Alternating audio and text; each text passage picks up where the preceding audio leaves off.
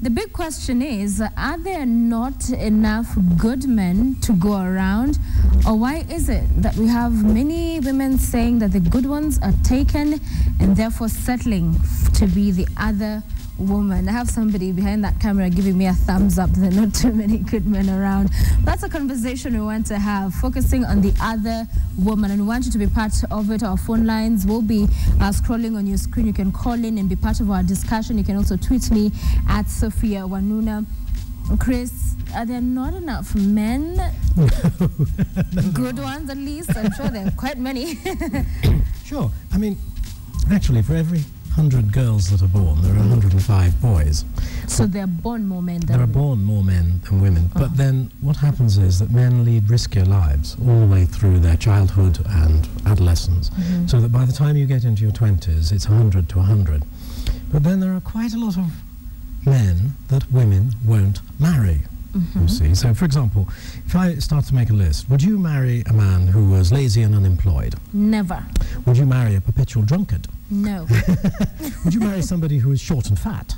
No. I could go on for quite a long time. Okay. And depending on the state of the economy, the list could get up to about 40% of the male population. Wow. You see. So for every 100 women, there are only 100 marriageable men. For every? 100 women, there is 60 marriageable men. 60. Yeah. That's at least more than half, but still. Yes, okay, it's more than half. Yes, yes.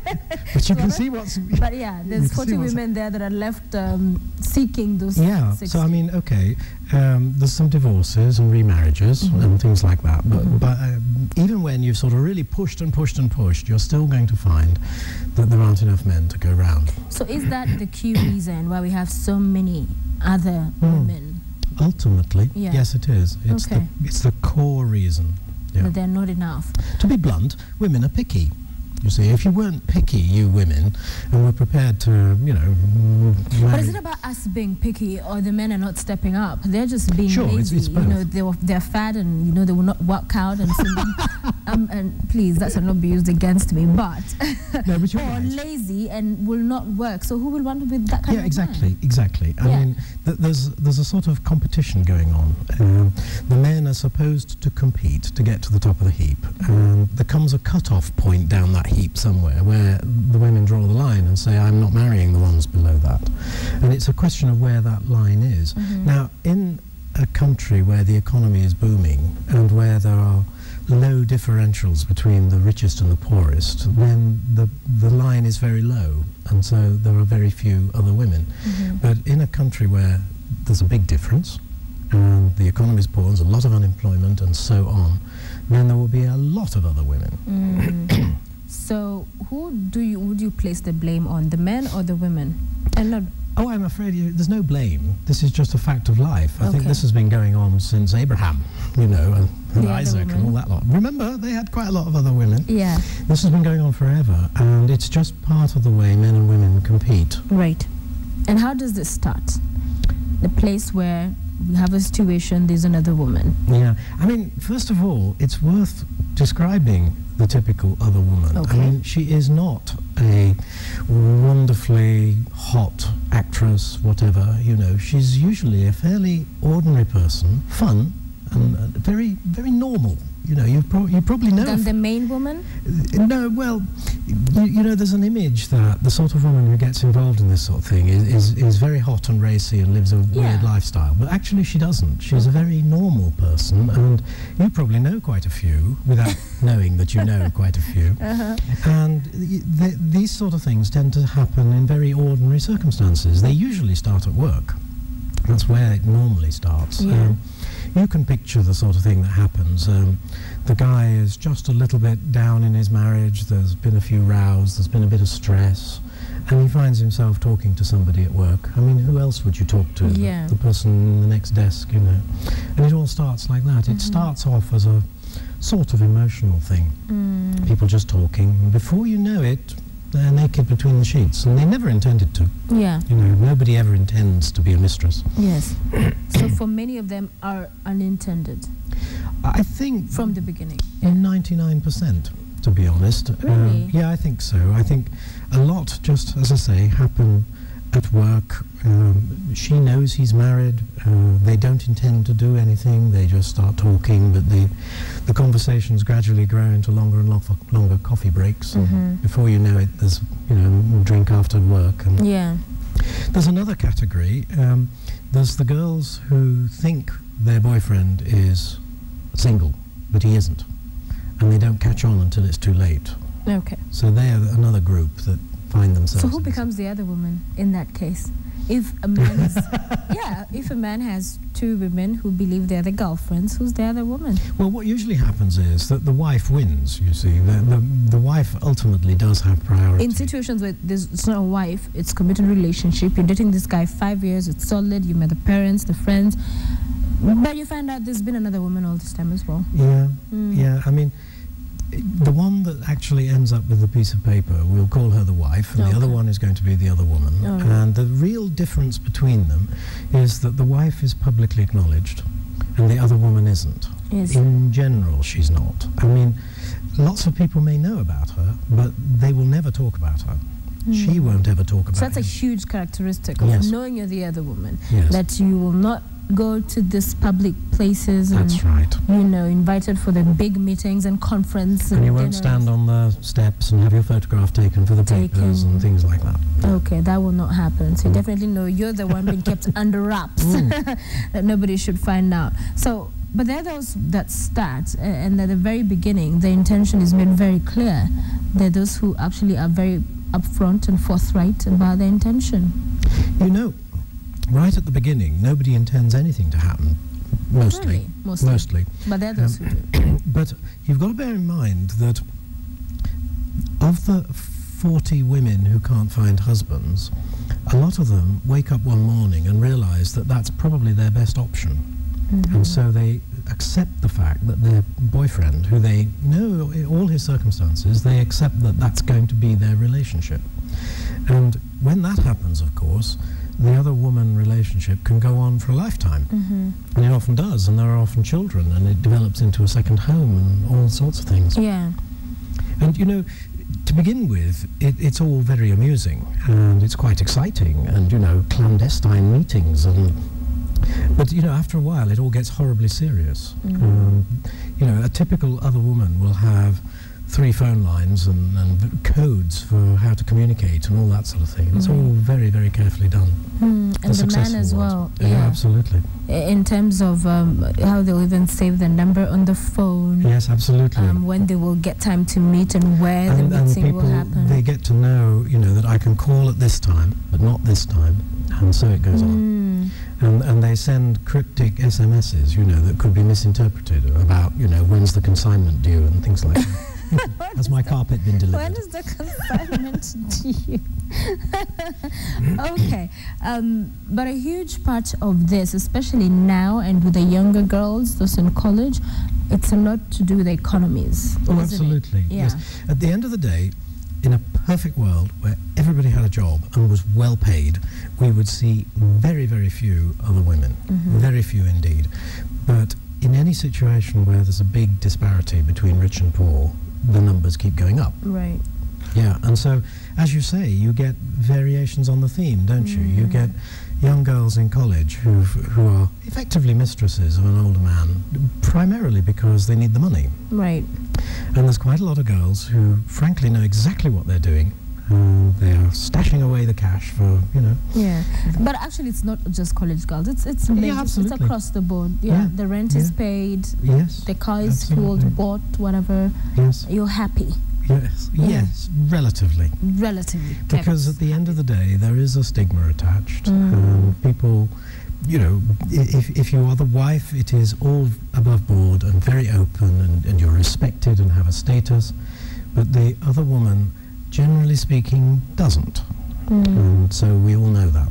Do you sense that for most, in most situations, the wife, let's say the wife, will know there is another woman? Wives generally are very sharp, and sooner or later there will be a suspicion. But then the wife really has a choice at that point. She could make an almighty fuss and try and win by force of arms, so to speak. She might not. I have known cases where the wife has thrown the husband out, and where did she expect him to go? You know, so of course suddenly she's created a permanent relationship in the other one. So a lot of wives think to themselves, so long as nobody actually goes public on this, I'm going to just keep quiet. Really? She might even be glad to have a little bit of extra space, you know, a bit of time to herself. Yeah. So what makes and gives, what kind of an environment makes this other woman thrive? Because there are very many relationships now that you have on the side. What is the perfect situation for a relationship like that to thrive? Because some will start, it will be one-off, but for it to be actually like a full-fledged relationship on the side. Well, I think it's most common, we've seen from the woman's point of view, when you're talking about a woman who's got a life of her own, you know, she's got a career, she's got all sorts of social activities and what have you, and she's quite content, but of course she wants someone to call her own, and so that's how she gets into this relationship.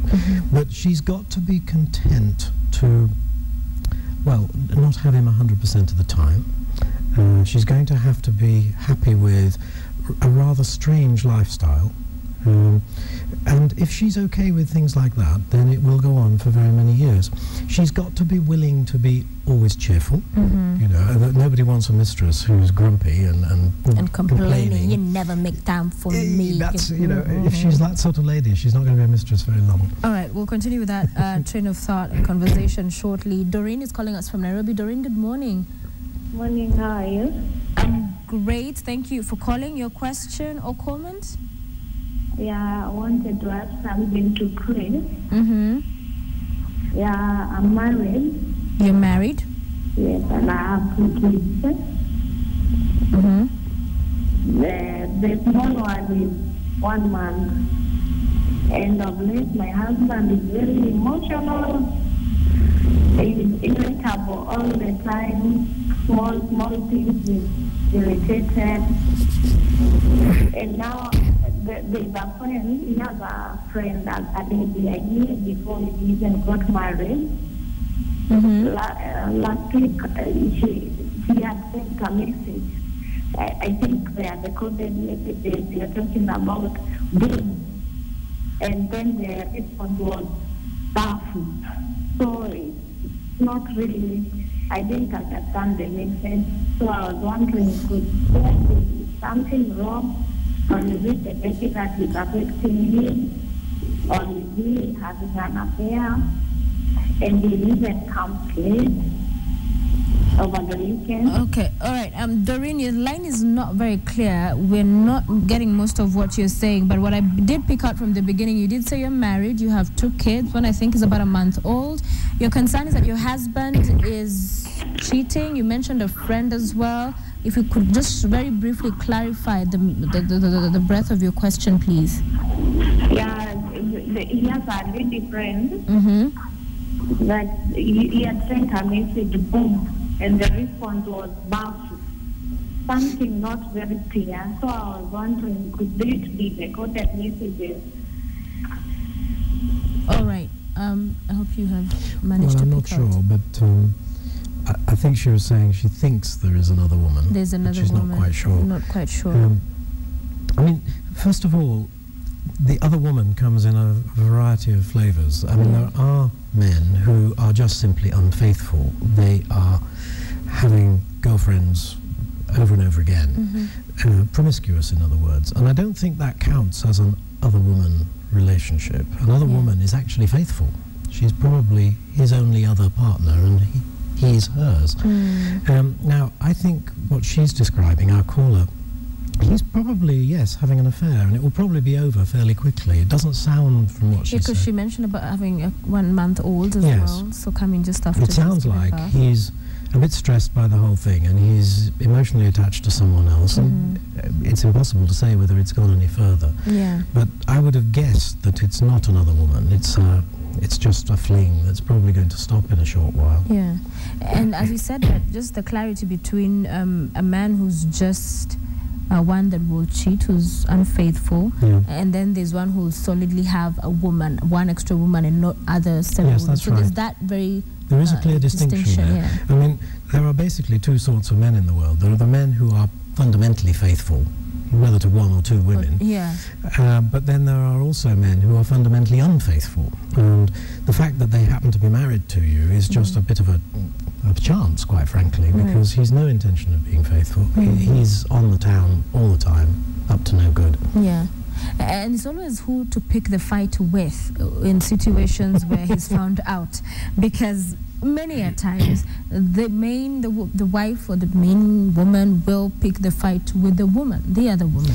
Yes, and that's understandable in a way. She's very upset about what the other woman is doing, and she can perceive it as a competition between the two of them.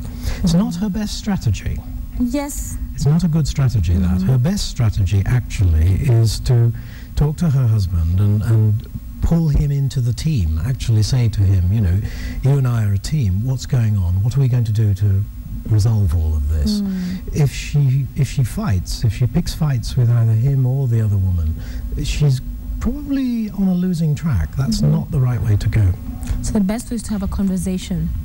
The best way is not to say a word until you're absolutely certain. You've got incontrovertible evidence. And then just say, hey, I found out about whatever her name is.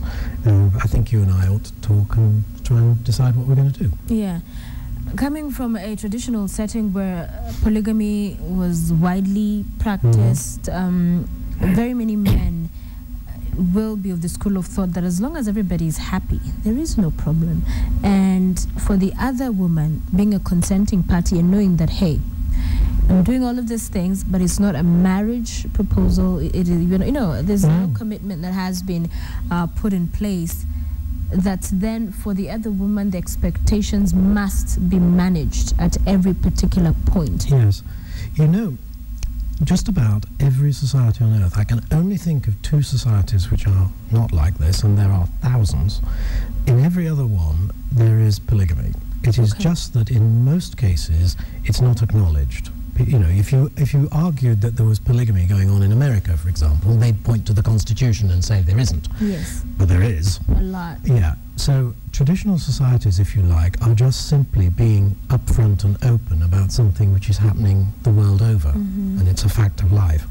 So I think in some senses it is true what you just said, that so long as everybody's happy, it's just a fact of life. I know that sounds amoral and I'll start getting hate mail, but the fact is, in every society on earth, there are other women, and it's all driven by the thing we said at the beginning. It's all driven by economics. And yes, to a certain extent, so long as everybody is happy, and as you rather delicately put it, so long as the expectations are managed. Yes, because what brings the problems and the chaos begins when the expectations are not being met. When the other woman, you know, feels there's not much time being spent with her, or, you know, she's not getting fair treatment. So it's about expectations. And of course, things get even more excited when children are born, because then suddenly there are expectations of inheritance. I mean, if you go back into European medieval history, you find endless claimants to thrones who were born on the wrong side of the blanket, you know, and things got quite exciting at times. Right. And, you know, there's the marriage bill, and there's a proposal to amend it and to bring in, you know, remove the clause that requires for permission from the wife before you can marry another wife. So there are other women who get lucky, and this man gets so smitten. Okay, I don't know whether lucky is the right word, but a man gets so smitten by this other woman and decides, I want to marry the person. So for you, the place of consulting with a wife before bringing another one on board, what do you think? To consult, to inform, to alert?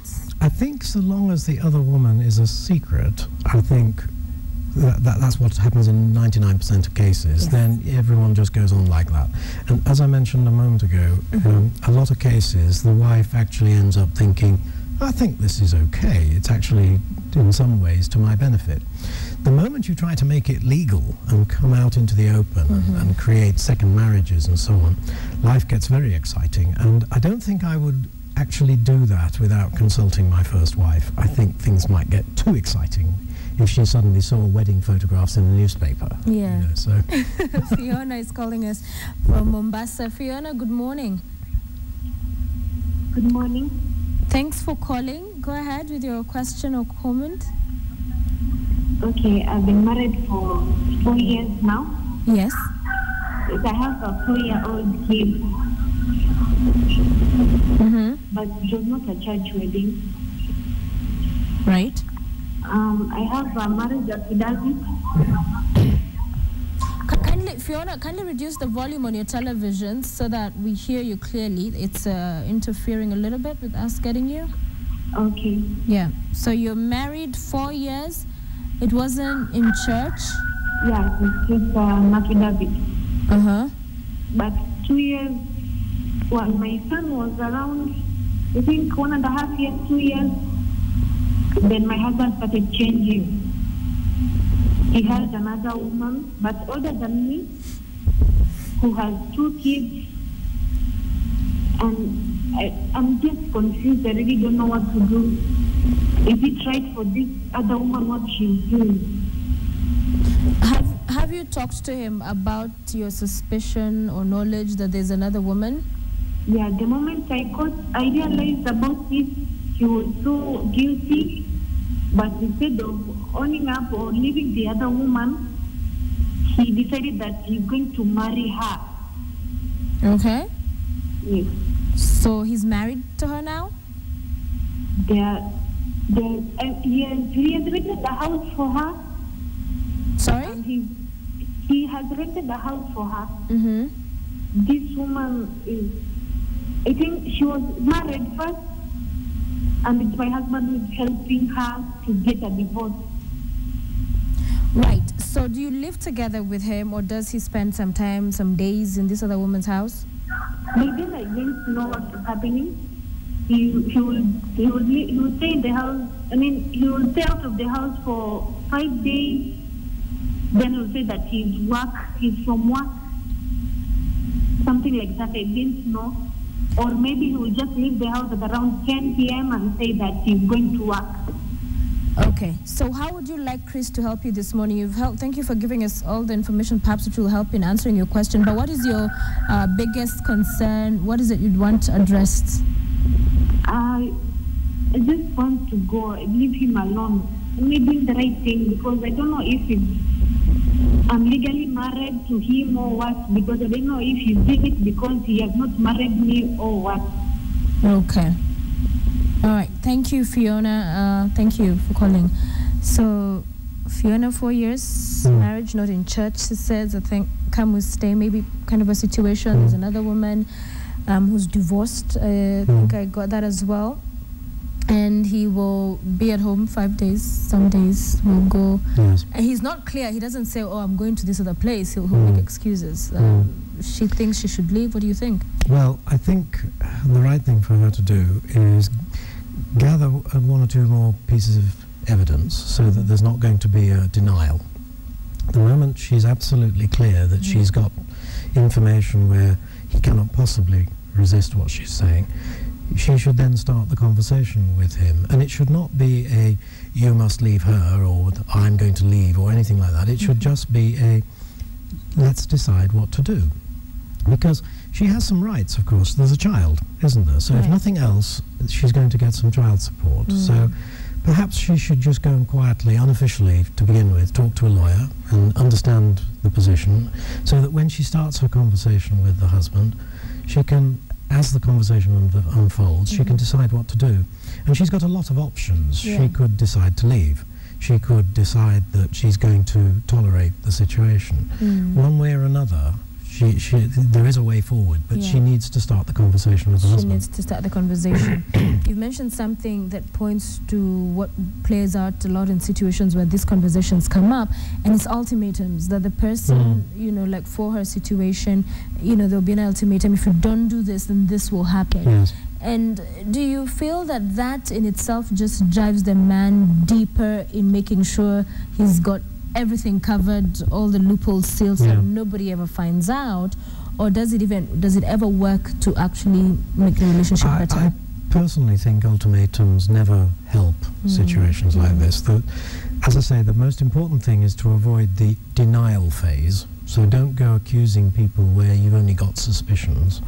Make sure you've got clear evidence, so that when the conversation starts, there's an acceptance straight away that now it's out in the open. And in a way, what you want to do is make it a relief for the husband to talk about it. Suddenly, all the secrecy has gone and he can talk. And if he gets the impression that this is not the end of the marriage, that this is a new phase in the marriage, then the conversation will go quite well, and some rational decisions can be made as to what is the way forward. And as I say, a lot depends on people's attitudes. If she feels she can't tolerate that situation, then of course she becomes an ex with child support. On the other hand, she might decide that actually I can live with this.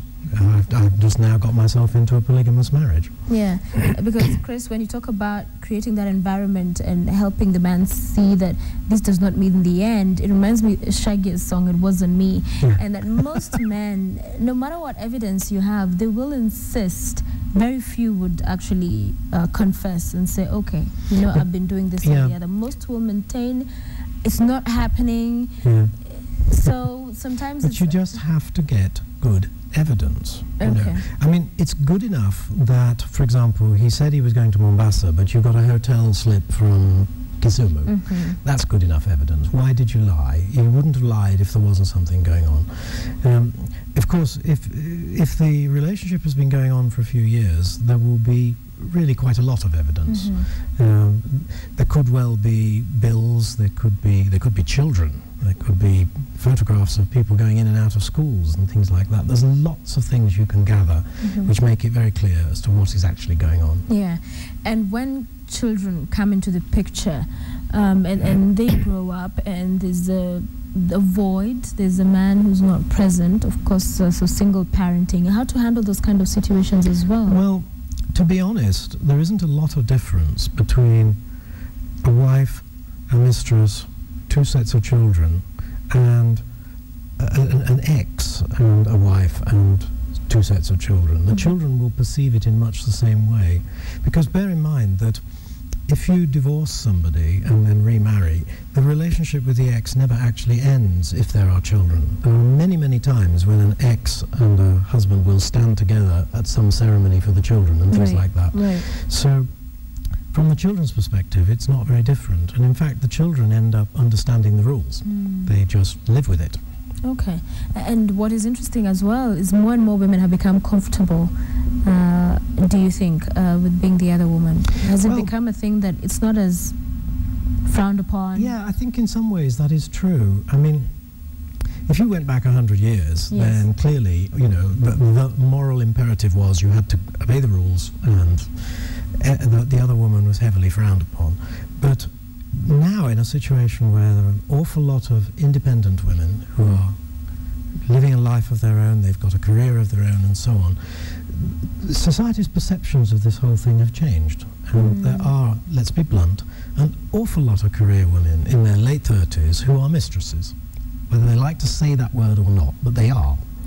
And suddenly the moral climate, if I can put it that way, is having to shift to accommodate them, because there are a large number of them and they are very vocal. So what is the hope? What is the light at the end of the tunnel, if I may put it that way, for this numerous number of women? And as you said, I know very many single women in their late 30s, early 30s, you know, but the numbers are really, you know, small. Before you answer that, let's talk to David, who's calling us from Kiambu. David, good morning. David? Good morning. Good morning. How are you? I'm very, very fine. Thanks for calling. Share your question or comment. Okay, I want to ask you, can you allow me to speak Swahili, please? Sorry? I'm saying, can you allow me to speak Swahili? Yes, unaweza tumia Kiswahili. Asante. So, nina swali nauliza hivi. Yes. Okay, sometimes tunakuwa maybe a relationship na mtu, unaenda ukiwa, you are very high for a moment, but inakaa mnafika mahali inaanza kurudi chini na uelewi the problem is what, because you know, unajua kwamba uko sawa, maybe wewe unajua, but mwenye mko naye anarudi chini, ndio kimuuliza anasema tu hakuna shida, and for you the thing you have a problem. Sasa kuelewa mtu kama yeye watu Okay, wacha nijaribu kuelewa David. Unasema ati ukiwa na mtu anashinda akisema hakuna shida? Yes. Na wewe unaona ni kama kuna mtu mwingine hapo kando? Ukimuuliza yeye anasema mambo shwari. Hakuna shida. Mambo iko sawa kabisa, lakini has a problem kwa sababu wewe unamjua, umekaa naye. Umejaribu kuinvestigate kuona ni nini hiyo inaleta shida? Okay, nimejaribu kuulizia. Nimejaribu kutafuta, ni bado ni ngumu. Sasa uwezo kaona na mambo yanakaribia, sasa mnataka kukaa pamoja watu. Okay. Are you married? Uko umeoana na huyu mwanamke? Bado. Sasa tuko mpango, unajua imekaribia. Umesha propose? Yeah, tuko tayari sasa you want to wait. Umekuwa pamoja miaka ngapi? Tumekaa kama miaka 4. Okay. Thank you David, asante sana kwa kutupigia simu. As my Kiswahili is put to test. No, usually I am very fluent. It just happens when you're live and it just becomes just very difficult to put together words. But it was not very clear, the line, the connection there. But what I was able to pick out, he's not married yet. He's been dating somebody for several years now. But he senses there's a problem somewhere. He's tried to investigate. I didn't quite get what he's been able to pick out of that. But when you already have concerns about somebody who you want to marry being unfaithful, that's should you still go ahead? Well, no, of course not. If you can't enter into a relationship with complete trust and honesty, then there's no point in entering it. So if he has those suspicions, he needs to completely sort those out before they ever walk down the aisle. Right. I mean, this is not another woman issue, is it? This is a fidelity issue. This is a faithfulness issue. And he must be confident that his wife-to-be is on the same page with him about that. Right. And if he's not comfortable, then they shouldn't go ahead. Yeah, so umesikia David, kama uko comfortable, wachana na hiyo mambo. To the question we were talking about before we picked that call, what then is the hope? Are we saying that we're in a position or at a time when the other woman's situation is here to stay because of the statistics, because of the situation, which is not likely to change unless some woman comes and gives birth to all these many men that are very good and they become very successful? I mean, look, the plain fact is that the other woman has been around since Genesis and Exodus. So we just have to accept that this is a feature of life, I think. And the right thing to do is to talk about it as not as a moral issue, not as something new and terrible and it's all going wrong, just as a fact of the way life is lived. And if we do that, then yes, there are things that can be done to make the world full of less other women, and the primary thing is economic. If the government's policy is to raise the income of the lowest paid by improving the economy and then the number of other women will go down. And if that is deemed a good thing, then it should be government policy to increase male employment. Male employment. I like how we brought policy into this conversation because clearly economics very key. Finally, let's talk to Rose. Good morning, Rose. Good morning to you, Wanuna. Hi. I have a question for you and Chris. Please, go ahead. Yeah. I have been married for 27 years. 4 kids, and then I was married in a church wedding. Then all of a sudden, my husband, who is a banker, decided that he wanted another woman. Right.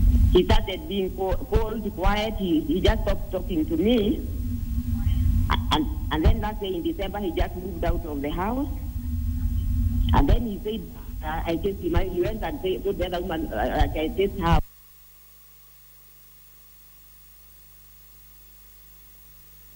The other woman was doing what in your house? The other woman was renting our house at Kiambu. And then immediately he moved out, he introduced that woman to our children. And then he told the children that he wanted to marry her. Right. Then he went and filed for divorce. After just a few months, he went and filed for divorce. And that woman, I know her by name, and I know her. She is the one who called me with her phone. She told me she is with my husband, and now he wants to marry my husband. Right. And they want the divorce process is going on. Mm-hmm. But I've tried so much to get away from the emotions from my husband. I've tried so much. I'm not able. And I feel like I just want to die because I loved my husband so much. I have tried and tried. My children are traumatized. I'm so traumatized. I don't know what to Christian. I cannot get into another relationship. Right. Because I cannot even bring myself to loving another man. I can't even bring myself to loving another person. I cannot. Since that's the time my husband left, I've not had a relationship. I'm saved. I'm so serious with God, and I don't know what to do, my dear. I'm so devastated. All right, Rose, thank you for sharing with us. Very quickly, have you talked to your husband? Have you had to sit down and express what you're telling us now to him? Yeah, when I used to talk to him, okay, he talks to me just on the Saturdays, Mm-hmm. He's not willing to commit himself to anything. I just call him, and I'm just to call him, he doesn't call. Because at times even I would call, he doesn't take the phone, yeah? Right. I really don't know, because what I would like Chris to advise me to do, I would need to withdraw from the emotion from my husband. I try, I can't. Okay, finally, just to clarify, you said he's now not living with you, he's living with this other woman, right? No, he's not living. From what I get from the children, he's not living. The woman, he's renting a separate house, but he goes to visit the woman, and they spend most of the time together because the children tell me that he normally lives there. He goes there, even spends the night with the woman who have two other kids from other men. Eh? All right. And the Rose... woman called me and told me whether he like it or not, he is even going to arrange for my killing because she has to have my husband. Okay. Thank you for calling us and for sharing it with us. And Chris, of course, will attempt to at least help with that situation. Thank you so much, Rose. So Rose devastated and even, alluding to having suicidal thoughts because she deeply loves her husband. They've been married 7 years, and now there's this other woman. Some of those details were not very clear, but she doesn't know what to do. She's still madly in love with him, and things are not working. This other woman has called and said, now he's with me. And that happens with women who call and just let you know that you've lost and I have won. What do you do in that situation when her attempts to talk to him, to reach out, he'll not answer? It's very frustrating. Yes. I mean, unfortunately, it rather sounds like her relationship is coming to an end. And her only strategy for trying to reverse that is to continue to try and talk to her husband. One way or another, find some way of starting the conversation. Not in an angry sense, but in a let's try and talk this out sense. And you'd be surprised, when people have been in relationships for 5, 7, 10, 15 years, it's not easy to leave them. And so generally speaking, you assume that the relationship will continue unless there is something very bad going on. So what she mustn't do is create something very bad, like a ferocious argument and ultimatums and all the rest of it, because he won't come back under those circumstances. What about using emissaries, family, friends to help? Anything to start the conversation. Right. Maybe not family, maybe a trusted mutual friend is probably the best thing. Family, it's a bit emotional. If you start sending fathers and fathers-in-law around, it all gets a little bit hairy. Okay. But a mutual friend. A mutual friend doesn't hurt. Thank you, Rose, and everybody for calling, texting, tweeting in today. The other woman is here to stay, Chris, finally? She's always been here. I think she'll probably be here for the next 1,000 years. Okay, I think we just have to learn to deal with it. Learn to deal with it. That is what Chris had. Closing words on our other woman discussion this morning. There you have it.